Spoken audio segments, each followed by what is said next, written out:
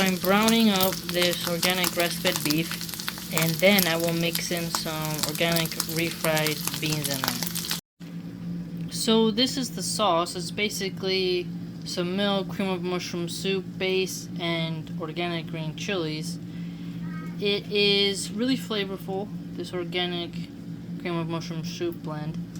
And this will be the sauce we will drizzle on top, according to the vintage recipe.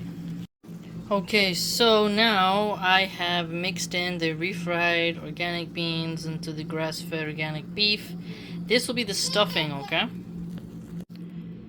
Alright, so this is one pot of, or casserole dish rather, of the rolled flautas and the homemade tortillas that I made. I'm gonna top them with the sauce now.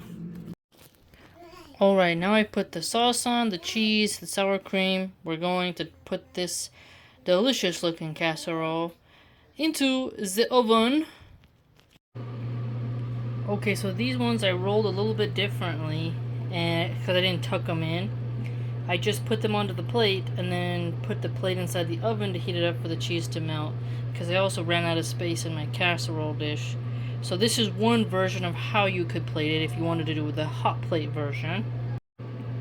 Now these were the ones in the casserole dish. I really like how these turned out because I put the lid on, so it really breaks down the sour cream in a different way.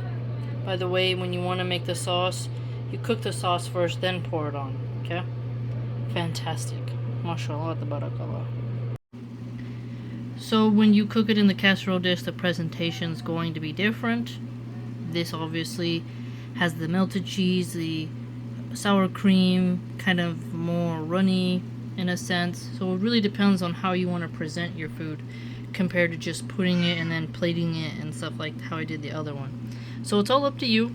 Either way, it's gonna go in your mouth. Have a good day.